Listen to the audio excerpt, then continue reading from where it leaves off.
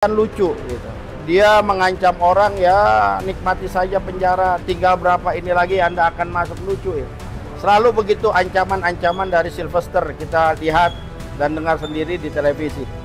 Tapi saat ini dia lari dari kenyataan bahwa dia sudah ingkrah. Ustadz Abu Bakar Ba'asyir masih ada di dalam rumah sakit, dijemput paksa, rumah sakitnya dipecahin kacanya, pintunya didobrak. Allah Akbar. Ini seorang yang sudah sepuh dulu, kita masih ingat sekali, dijemput paksa luar biasa. Pak Kiflan Zen pernah dijemput paksa. Tokoh-tokoh kita, Munarman pernah dijemput paksa. Ya. Semua tokoh-tokoh yang memang notabene ya kritis terhadap pemerintahan, ya mereka jemput paksa. Entah mereka dalam keadaan sehat, sakit gini. Jelas-jelas Sylvester ini jelas ya, seorang narapidana ya, seorang yang sudah ingkrah keputusannya. Bisa mendapat jabatan komisaris di Raja Wali Nusantara Indonesia. Assalamualaikum warahmatullahi wabarakatuh, teman-teman. Kita sudah bersama Ustadz Eka Jaya yang hari ini ada di dalam gedung Kejaksaan Agung Republik Indonesia bersama Mama juga dalam rangka menanyakan kasus Sylvester Matutina. Ustadz Eka Jaya, seberapa penting sih kasus Sylvester Matutina ini di hari-hari ini, Ustadz Eka Jaya? Ya, alhamdulillah hari ini kita di Kejaksaan Agung Republik Indonesia bersama dengan ARM ya, yang sedang diterima oleh pihak Kejaksaan Agung. Berapa penting daripada kasus Sylvester ini ya, sangat penting untuk supremasi penegakan hukum, ini yang jelas ya, karena seorang Sylvester ini sudah ingkrah ya dengan hukuman 1,6 tahun penjara yang sampai saat ini belum dilaksanakan, dan tiba-tiba dia mengajukan PK. Nah, ini kan bagi kita sangat lucu, menjalankan belum tapi sudah mengajukan PK. Nah, ini kesetaraan dalam keadilan di mananya ya. Jangan sampai seorang Sylvester ini mentang-mentang berada di barisannya geng Solo ya, maka dia terbebas dari jeratan hukum. Nggak bisa ya, ini sangat melukai hati rakyat Indonesia ya. Jangan sampai bahasanya hukum ini tajam ke bawah, tumpul ke atas ya. Sangat penting sekali lagi, karena dia yang selalu berkoar-koar di setiap ada diskusi, dialog ya di televisi-televisi, dan dia selalu mengancam para aktivis, mengancam Bang Rismon, mengancam Mas Roy, mengancam Dr. Tifa, ya tunggu saja di penjara dan lain sebagainya. Sementara dia takut sendiri dengan penjara gitu. Ini kan lucu gitu. Dia mengancam orang, ya nikmati saja penjara, tinggal berapa ini lagi Anda akan masuk, lucu ya. Selalu begitu ancaman-ancaman dari Sylvester kita lihat dan dengar sendiri di televisi.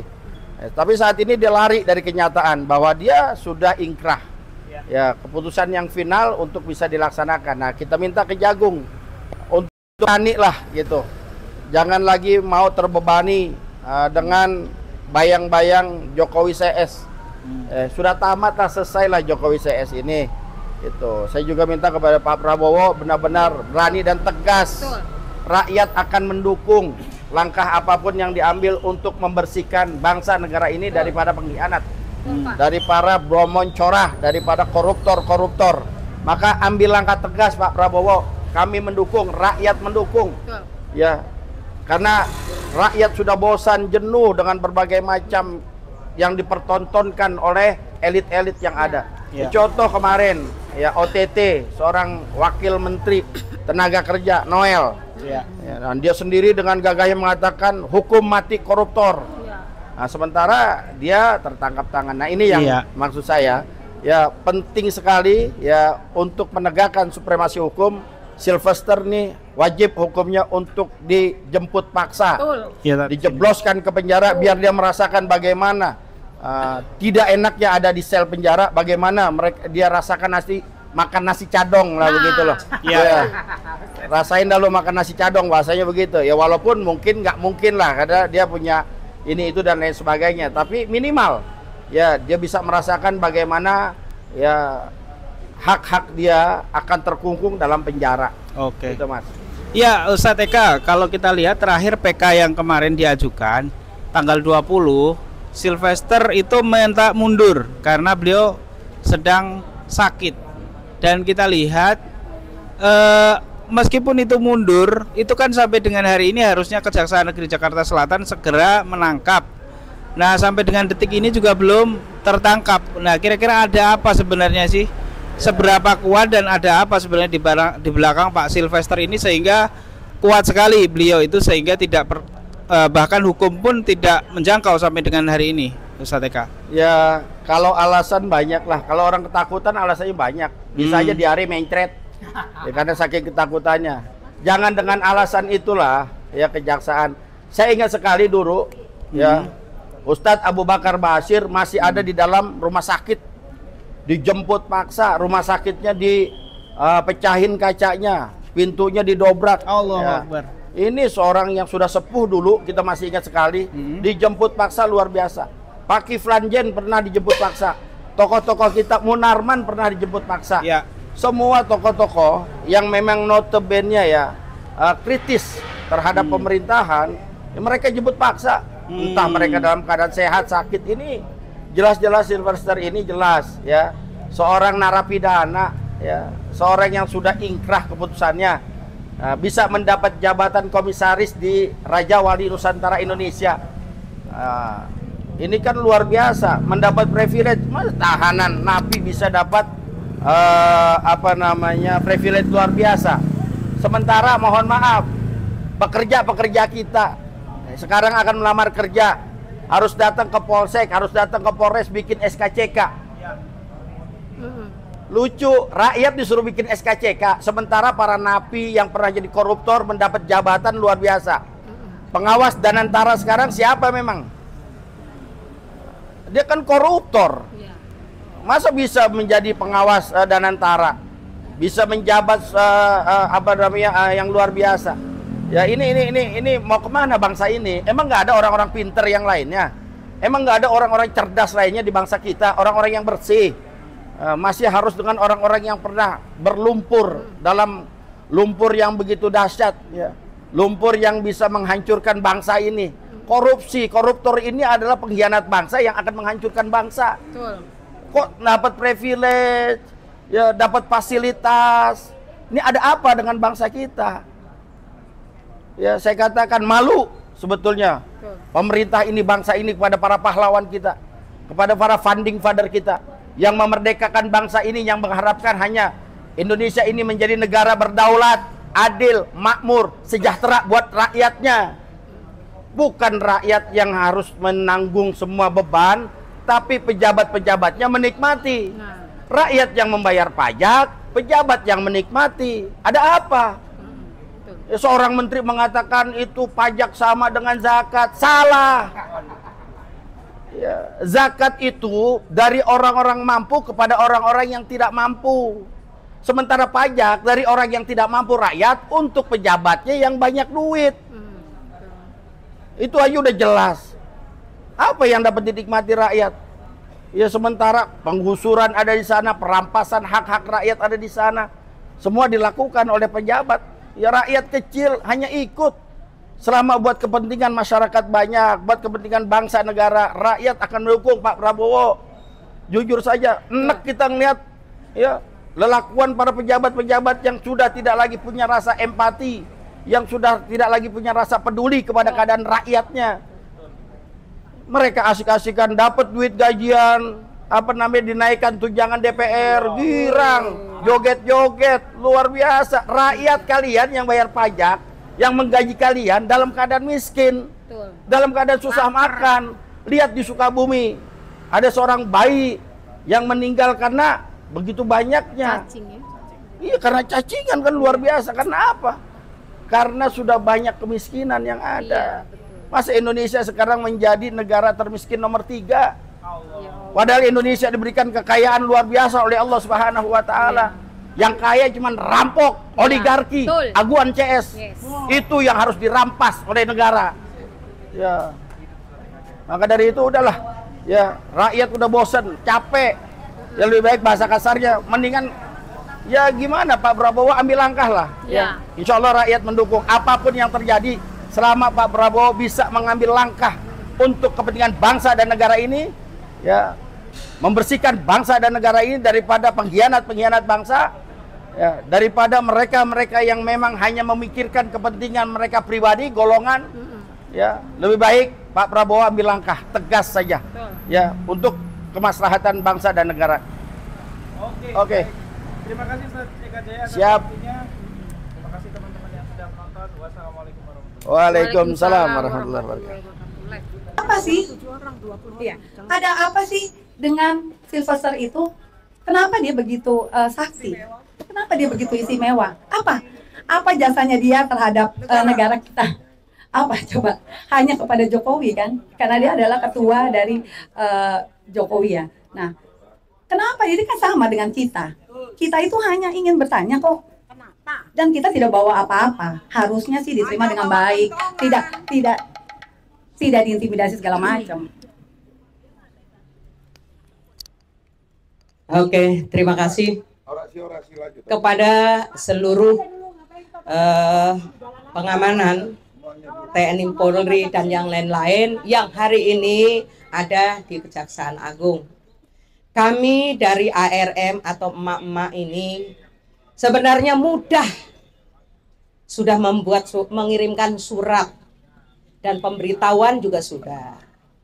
Mungkin karena banyak anak muda, banyak yang lain-lain, ini adalah namanya emak-emak. Ya wajar, mereka sudah berkali-kali datang, berkali-kali mereka juga mendatangi banyak instansi, tapi hasilnya memang sulit ya diterima. Dan dari kejaksaan ini juga mereka tidak proaktif dalam menyikapi persoalan-persoalan yang ada di Indonesia. Contohnya, Sylvester ini kan juga rakyat biasa, seperti kami dan yang lain-lain. Tidak ada namanya kebal hukum. Harusnya diperlakukan yang sama. Jangan ini sudah inkrah, sudah berkali-kali dan ditolak PK-nya dan yang lain-lain. Kenapa sampai hari ini tidak juga ditangkap? Dan yang lain-lain, kasus ambil sendal bolong aja langsung ditangkap, langsung diproses.